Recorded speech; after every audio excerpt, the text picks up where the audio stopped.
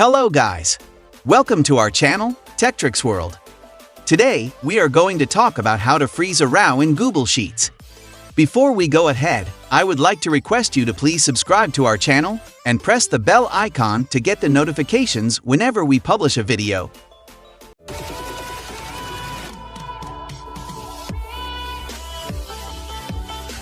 Okay, let's start. When we manage sheets with a huge number of entries, sometimes it becomes difficult to know which column we are in. Thus, freezing the topmost row definitely helps. To do that, open a Google Sheet that has the data.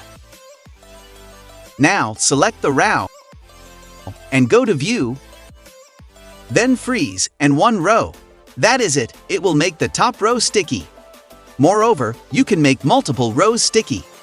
Now, if you want to make a few more rows sticky while working, you can just move your cursor to this place, and when it turns to a hand icon, just drag it down to the row you want to freeze. Now that many row will be sticky.